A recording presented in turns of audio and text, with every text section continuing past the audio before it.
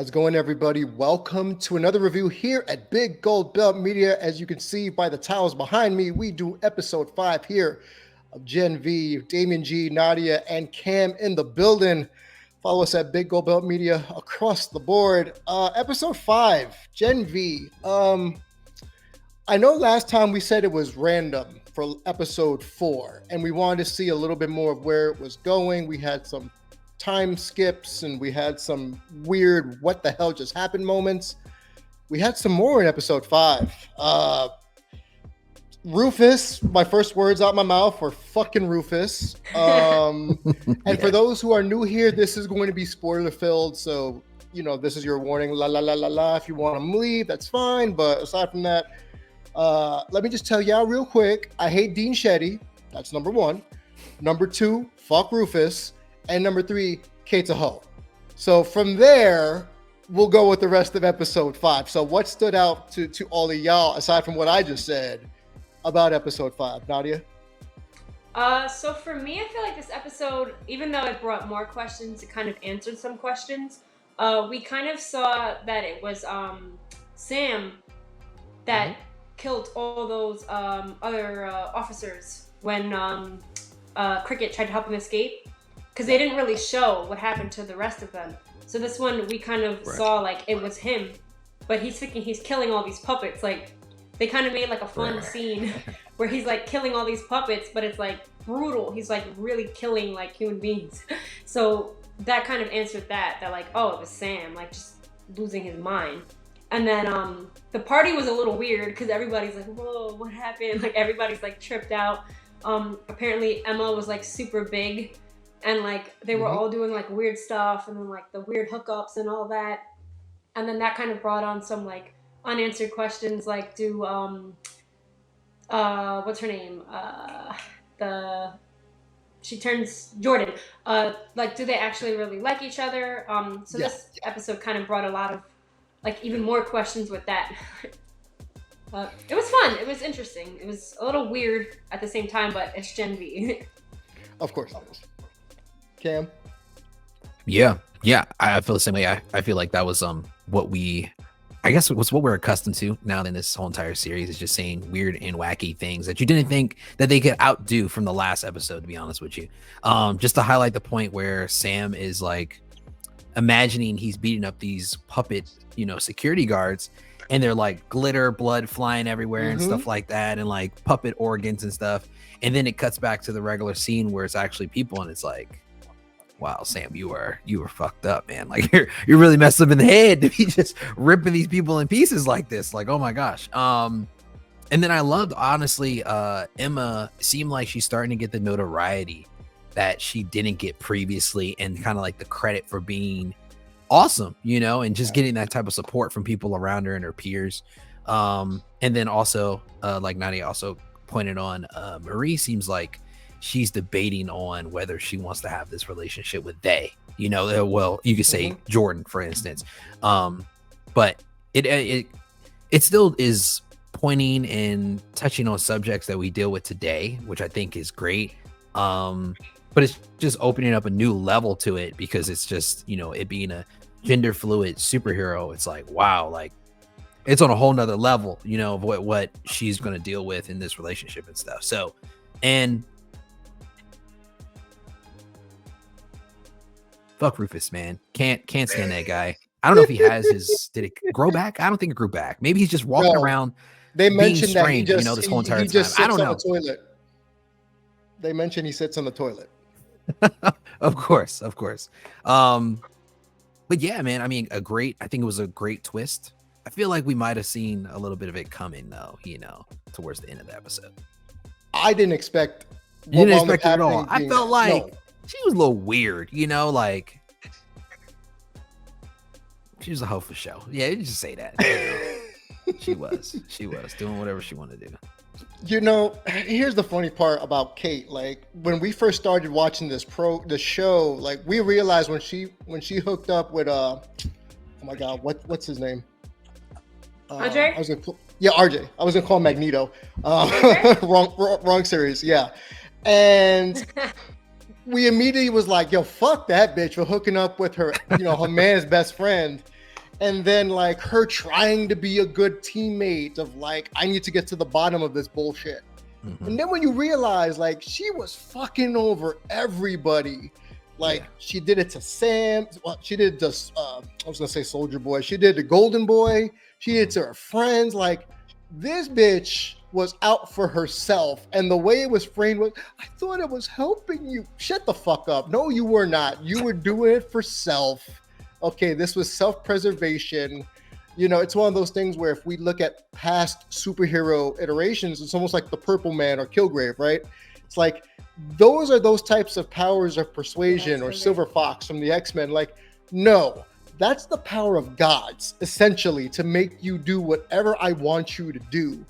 And basically, we get back, I think maybe episode 1 or 2, where she makes that dude hit himself in the dick with a baseball bat. So it's like, yeah, this isn't out of the realm of the norm for her to do some shit like that. But you would think her friends would be the line. They weren't the line. we are shown that this is not the line. So yeah, I think we can all uniformly say, as the episode went on, Kate, you know, I thought she was going to die at the end. You know, I was waiting for her to get something thrown through her head or her nose or some shit. The shovel. You know, shovel was something. Out, yeah. But that didn't happen. And I'm surprised thoroughly. So maybe there's a redemption arc, which I hope there's not. I really want her, and I'm not a hater by any stretch of the imagination, but like there's some characters they need to have comeuppance. She needs to have her comeuppance. I'm sorry. You can't mind wipe all your friends like every 5 minutes and then blaming it on fucking Rufus, talking about like, oh yeah, Rufus did it. You know, just because he has a pervy history, he's the fall guy, you know, and we all fell for it. We're like, yeah, fuck Rufus, you know, and then it turns out he may be a skis, but he's not intentionally mind wiping people constantly.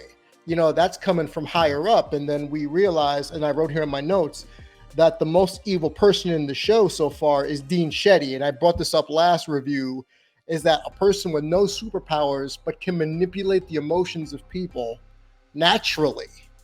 That's fucking evil. And we saw it with Marie, her and Marie trying the whole therapist, like mom kind of thing, like, oh, they're there. And now with Marie, like, oh, my child, you've done such a great job. Like, don't think like, you know, what you're doing is wrong. It's for the greater good. Bitch, shut the fuck up. Like, I know exactly what you're doing. As someone in psychology, I know exactly what you're doing. It's called a con artist. Seen it, smelled it, got the t-shirt. You're good at your job. But I wrote, like, she's probably the most evil person in this show, and she's a human. So I want that narrative to keep going on as the season goes on. So that was one of the things that really stood out to me. And one more thing, you know, before we keep checklisting the episode, is that I thought the directors of the episode, they did a really good job of showing us what Sam sees through the puppets. I got some Team America World Police flashbacks in the first 5 minutes of that. Yeah. But then I thought, oh shit, this is how he justifies what he does. He doesn't see the ramifications of the things he's doing because he's viewing it as, I'm just ripping up puppets. Like, these are evil puppets, television's Jason Ritter. You know what I mean? That kind of thing where he's not seeing the blood and carnage. Like you said, Cam, he's seeing glitter and poof. Yeah. And out the mind of a kid's show. So I thought the directors and the cinematography did a really good job of letting us see, like, this is what Sam sees. And yes, he definitely has some mental health issues going on, aside from the fact that this motherfucker is invulnerable. So that's a double and triple, you know, whammo for this character who, by all intents and purposes, should be locked up, or at least have some sort of treatment plan. Again, thinking real world schematics here. Yeah, so good job on the directors on that one, because I didn't expect it. I laughed, and then, like Cam said, in the aftermath, we're like, oh, he killed all them guards. Oh, it was bloody. Yeah. Oh, yeah. Like that, maybe they even thought, like, let's not show this whole thing of people getting dismembered this badly. Let's just use humor to divert the fact that Sam is fucking insane. So, anything else we want to checklist through this episode that caught our attention? I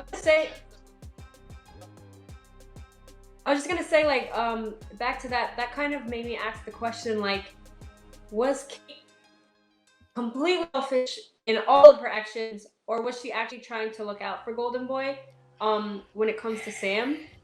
In like a weird way, was she trying to protect him because like Sam out and like knowing that that's your brother and his attachment to him, maybe he would look past Sam's actions. So it's kind of like weird, one of those weird dilemmas, like she do that to actually help him or for selfish reasons because like she wanted him for herself and to like not deal with that. So there's a lot of that. Yeah, I feel the same way. It's kind of confusing to see what side of the fence she's still on or she's going to go on at this point. I guess the following episode, number 6, will probably give us in a little bit more detail. But the one scene that I remember the most that made Kate even more dangerous, I think, is that she didn't portray herself, but she's like embedded in Sam's head, right? So Sam in his head, he's thinking like, oh man, I gotta save her, I gotta protect Kate, right? Because she popped up, I think, as a puppet form, if I remember correctly in the episode. So if he gets to the point where, you know, there's some type of ensuing battle, like which side is Sam gonna go to, you know? So that's what kind of made me think like, oh man, Kate could easily use her manipulation and probably switch up things and then have another version of Golden Boy on her side. So just mentally disturbed first. So essentially manipulation is a big thing in this episode. I feel like a lot of people were being manipulated by someone else and no one feels as if they've had ownership. And we can go back to the mind wiping, you know, where everybody's trying to piece together their last 48 hours and then these weird still time skips that we obviously don't know until it's revealed that Kate's the one doing them.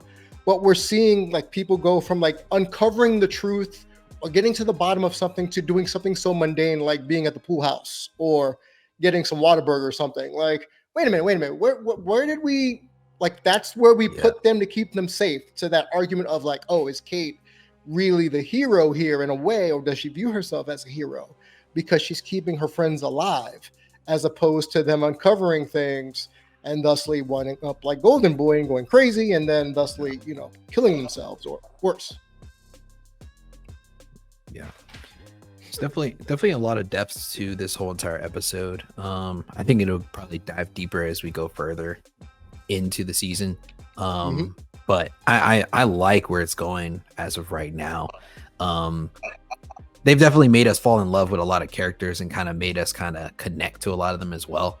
So that kind of helps. I mean, of course, it's going to be a lot of violence, a lot of, you know, blood and guts, nudity and stuff like that. But I feel like the development of the characters is really showing as far as with the writing in this show, though, as well. Agreed. Nadia? Yeah, I wonder if it's gonna like reveal like I guess who the big villain is. Like, is it gonna be like Dr. Cardoza, and is it gonna be the school in itself? Like, we haven't really established like the major arc yet for the villain, which is surprising because we're already at episode 6 next. Right. Yeah. Yep. And there's 8 episodes? 9 episodes? So yeah. Further. Sorry, say it again, Nadia. My apologies. 10. Yeah, I think it's like, is it 9 or 8? I believe. Oh, and then Marie with the blood clots. That's another thing I'm wondering. Like, even with that, is that also tying into her like finding more about her powers?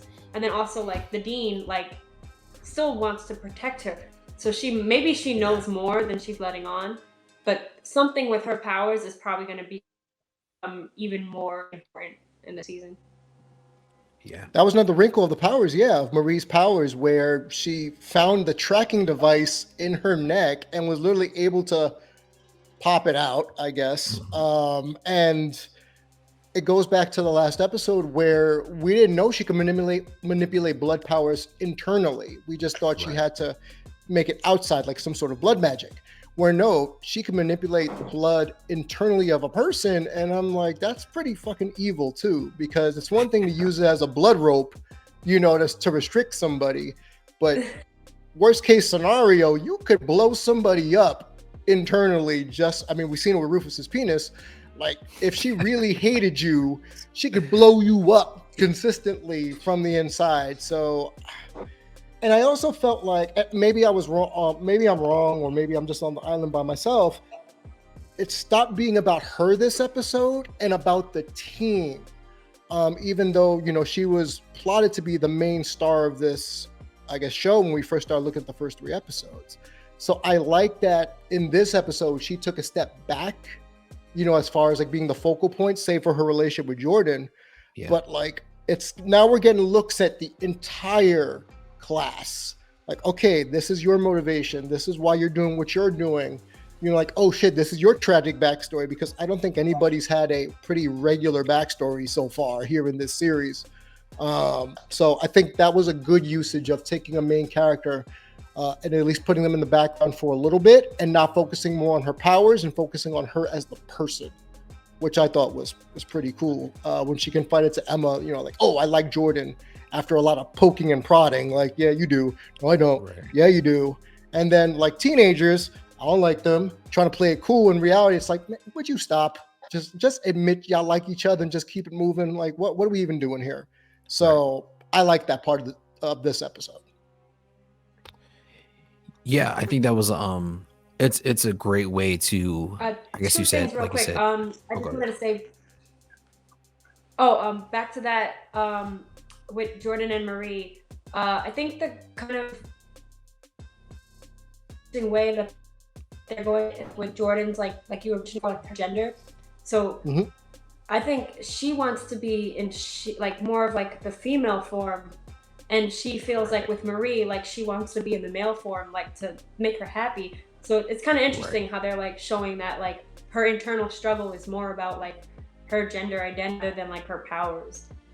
And then and this sorry, Nadia, you're right. Continue. Because like I want to see more. Brought up like Magneto, and like I was waiting for something like brutal to happen, and like he shut everything down and like made everything metal, and like I was like, oh, this is really cool, but I still think he needs a little more time to shine. I hope they focus on him a little more. Yeah, and I agree as well, because I think the only thing we've seen is him turn a quarter into a butterfly and kill somebody. So like before that, we were like, all right, he's crushing statues, he's throwing quarters to impress girls in the club, but when is he really going to do something to really shine and like beat somebody's ass? And then we saw it. And Rufus, you know what? They named him perfectly if you think about it as well. I just thought about this. His name's Rufus, right? His power is basically a roofie. It's a roofie. Let's just be honest there. Like they couldn't have picked a better name for that guy. And he looks skeevy in general. So yeah, he looks super just like it's like, ew, look at that guy. Just cringy. No, you're right. Because actually really happened the way or do you think she might have made it a little worse? I don't really know, because Rufus does seem like the type that he would do some effed up shit. But then again, like, could she have done that to make her look a victim, to make them go after Rufus? I didn't think about that. Yeah, that's actually something. I didn't think about it either. Okay, that's something for me to look out for, because I didn't even think about that. Or he could have done something and it was part of her escalation. Oh, okay. Like he actually did something ick, but she made it worse than what it was, kind of thing. Is that what you're saying? Yeah.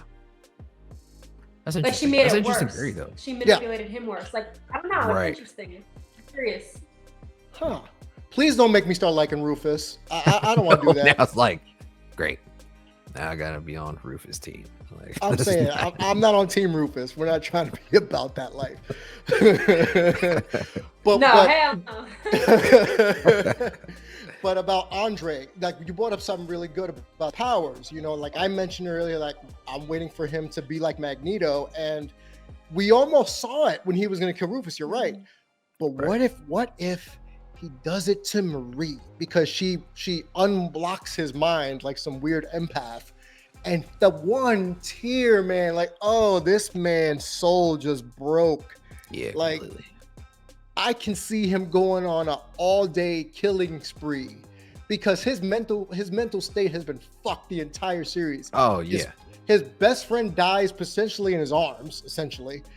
He trauma bonds with his boy's ex. and that's problematic. And then his father looks at him as a severe disappointment constantly because he doesn't want to be a superhero. He just wants to smoke weed, hang with his friends, and just live, right? Yeah. And just be. So his mental state is probably hanging on by a thread. And this might be the one thing that, and we'll probably see next episode, he might snap and then everybody gonna die. We're over here thinking that Sam, was the most dangerous one. But yeah, I wouldn't be surprised if our guy Andre just decides to say just fuck it and just crush everybody. All the metals in their body, like I said, Magneto style, and just crunches everybody like they're a can. So something to look out for. I like, what's your face? I like Emma more as the series has gone on. I actually like Puppet Emma for whatever reason. I thought, again, because my guy is seeing everybody as a puppet now. Yeah.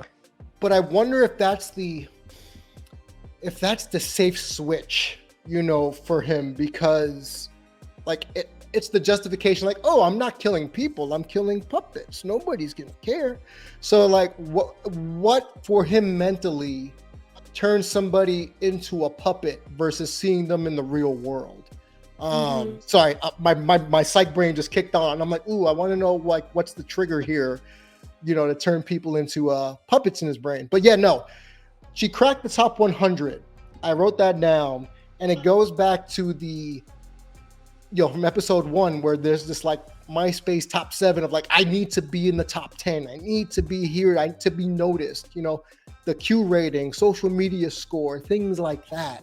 And she's still wanting to be known for something more than just being, a wee person.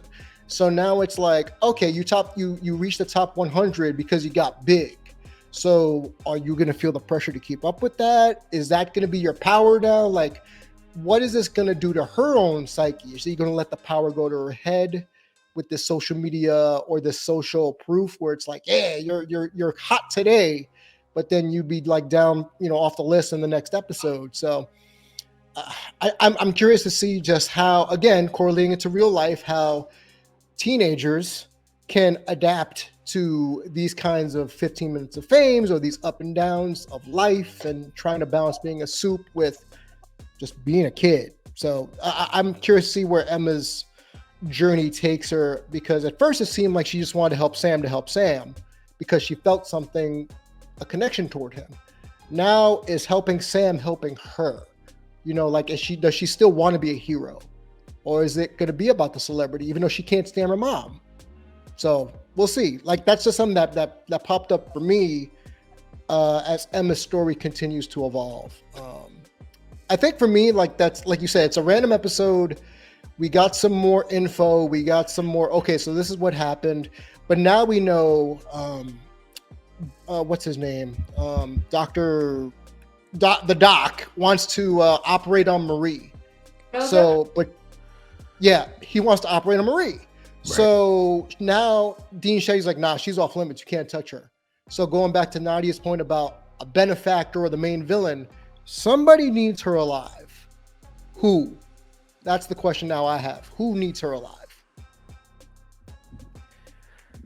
It's hard to say, man. It feels like the Dean is feeling more and more like what is Giancarlo Stanton's character in The Boys. He like played as like a not a high up exec for Vought. I know, I can't remember his name either, but like I just feel like that's exactly what he's here for right now. Like he's really trying to just not piggyback, but she's trying to piggyback her way to the top off of Marie and what her powers are. We don't know what she was doing before or who she was trying to guide before, but it seems like Brink was the one that was guiding people. So maybe like she saw that, hey, Brink's gone. Maybe I can step in and I can get some shine through, some of these kids, and work my way up to the top. In true backstabbing adult fashion. Yes. 100%. Yeah. Soap opera style, of course. I'm trying to remember was it called? Stan Edgar? Is that the name of the character? Yeah, Stan Edgar. Yeah. Okay. That's him. Yeah. Oh yes. Okay. So, do you think he might be the big bad, or she's just trying to be more like him? I feel like, I mean, I don't know if that's like a role model for her, but she might have seen the path that he might have taken and seen, or I'm not sure how she would have seen, because Stan Edgar is very, very low key. You know what I'm saying? He's doing stuff behind the scenes, but it could have just came in her head, you know, some type of idea that, you know, that's where I want to be. We did see that early little clip, I think, of episode 1. I think we saw Ashley from Vought. Yep. So it seems like Vought is kind of, I don't want to say reminiscent, but they're kind of somewhere in the background of this series. Maybe as we go further along towards like the end, we'll get like a crazy cliffhanger where we get to see, like, you know, Vought really having their hand in things. Who knew all this stuff would go on in a high school, right? You know, you take high schoolers, you take hormones and superpowers, and this is what you got.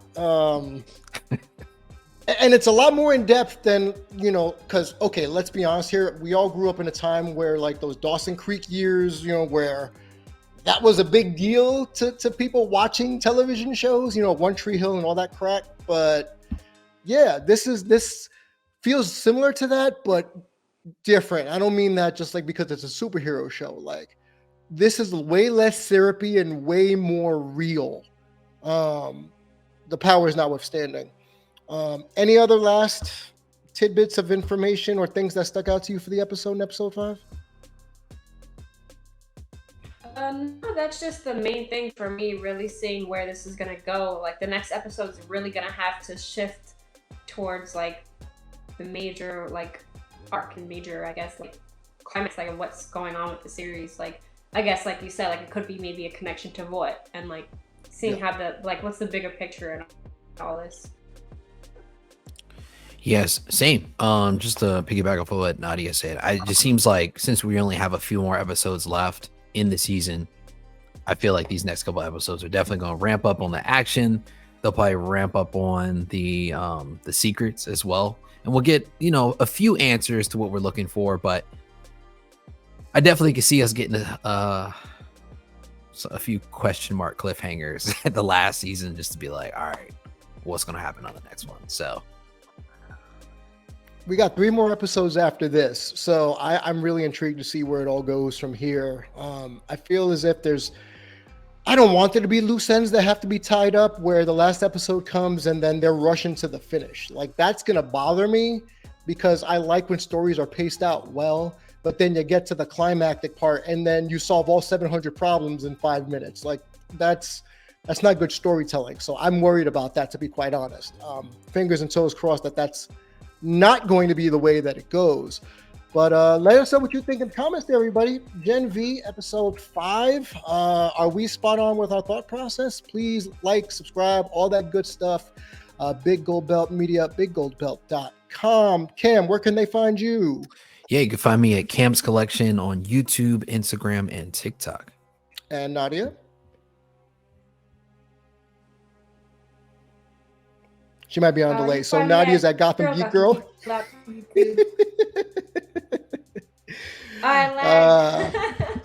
Shout out to everybody going to Comic-Con. I love and hate y'all, by the way. I love and hate y'all at the same time. Just FYI, because my ass is sick, so I can't go. So just FYI, I can't stand y'all right now. But let us know in the comments. Love y'all, and we'll catch you next time.